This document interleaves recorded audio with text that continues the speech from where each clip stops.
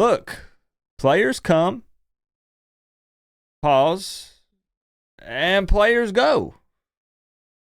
Pause? I don't know if I'm supposed to say that there or not, but what I do know is that 2 Miami Hurricanes players have officially entered their names into the spring transfer portal. So let's get these lights behind me changed to green, and I'll give you an update. And I know that one of these players specifically is probably going to make a lot of you scream, "No!"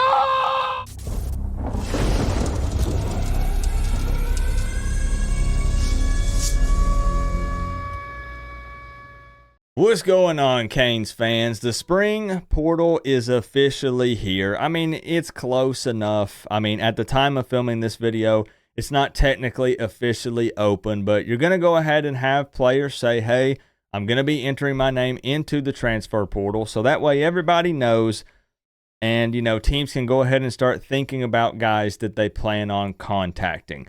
Now, right here out of the gate, I'm going to go ahead and start with the player that is getting a lot of attention on social media, and understandably so, and that is safety Zaquan Patterson.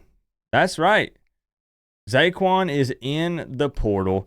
He totaled 19 tackles and 3 pass breakups across 12 games, 2 of which he was a starter. Now, I do want to make it known that Zaquan Patterson did miss the entirety of spring practice. A lot of fans were asking, hey, why weren't we hearing this guy's name during practice?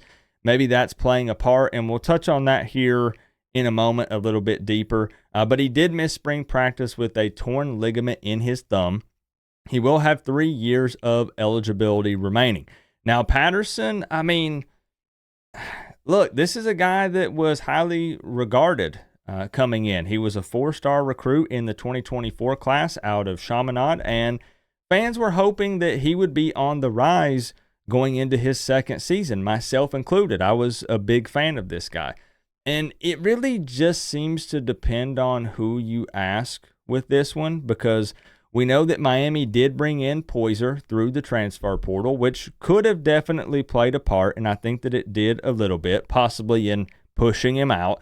And especially if you are one of the fans that thinks that maybe Day and Williams might fight for a spot as well. So a lot of people thought it was going to be the Poyser-Patterson combo in 2025. But if some of those other guys are pushing, and, you know, maybe there is an opportunity for some of the corners, you know, maybe that did some cross-training throughout spring or maybe just throughout the summer, they could possibly shift over and play some safety as well in Heatherman's defense. And it's also possible that, you know, Miami might now want to bring in another guy at that position. And I'll be curious to see what you guys think, if you think that Miami needs to, or if they're okay with who they have. And Patterson did put out an official statement on social media. I believe it was over on Instagram, but I'm locked out of my Instagram account, so I can't access it at the moment. But I do have the statement for you guys. He said, "It just was not the right place, right time. It has nothing to do with the program. Mario Cristobal and everyone in that facility are great people."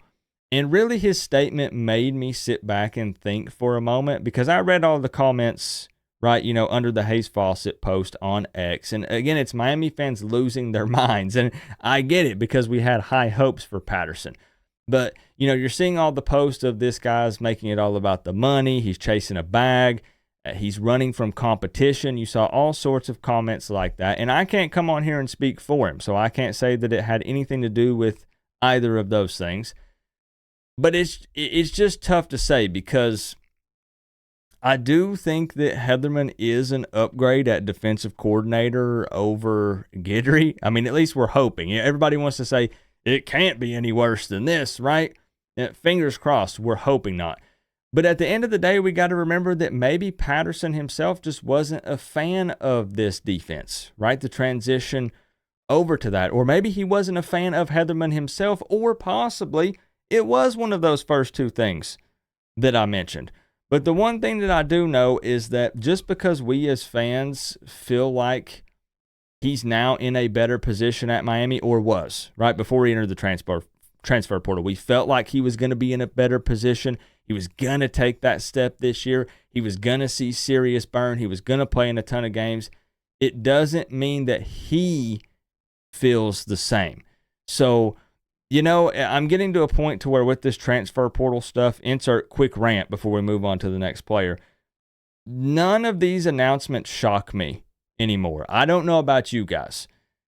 I put out a post on X and I said, at this point in college football, there is no one on any team, not even just Miami, on any team that would shock me seeing their name pop up and saying that they entered the transfer portal. And right out of the gate, a bunch of Miami fans commented on that, and they said, Ruben Bain, just a ton of them. No, I'm serious. I truly mean it. There is no name that would pop up in these portal announcement posts that would shock me. It's just the state of college football now, and it's just the norm. But anyways, it just would have been cool to see Zaquan Patterson, start his career as a Miami Hurricane and finish it here.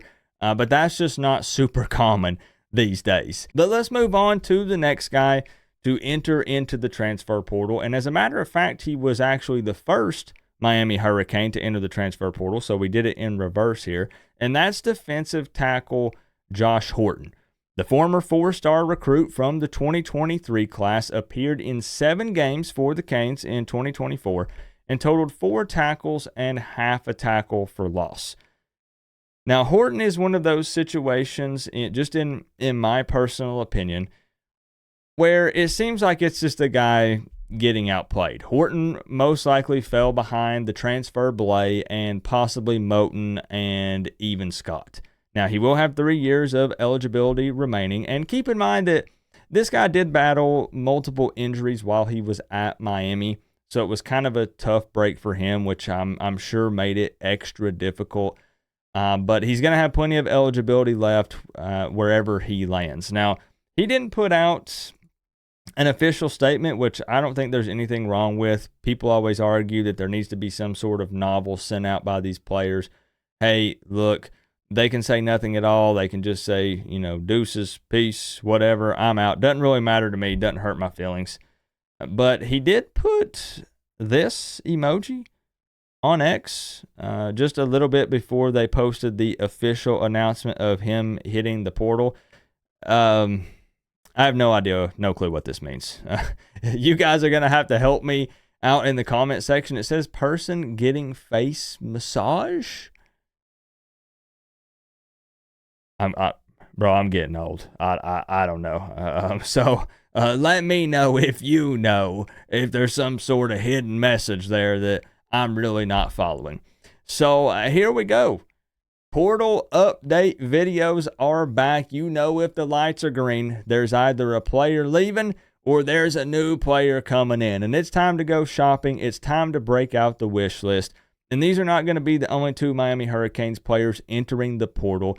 It's been rumored that it's going to be somewhere around 6 to 8 players, but also keep in mind that this stuff changes. There are guys that might consider it and then change their mind. Some guys that maybe might be renegotiating some things when it comes to NIL stuff, and maybe they want to go, then maybe they don't. So who knows really, but I do still expect a quarterback to hit the portal. I've been saying that for several months before spring practice was here. I really think Emory Williams probably still transfers, or Judd. Nickel obviously did okay in spring. He did pretty good. You heard some good things. I understand that Emory Williams had good numbers in the spring game. A lot of shorter passes, a lot of check downs and various different things. It's no hate. But I just think that maybe he could have more of an opportunity elsewhere. But Miami does still need that solid QB too. And Judd has just kind of been okay.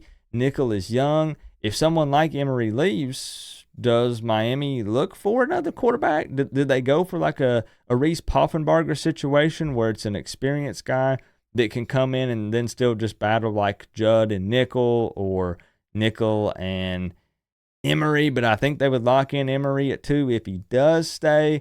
I don't know. Let's chop it up down in the comments, because there's definitely a lot to talk about. And I still definitely think a quarterback leaves. I think it's Williams. We'll find out. Definitely going to be some more players heading out. But this thing's about to officially bust wide open.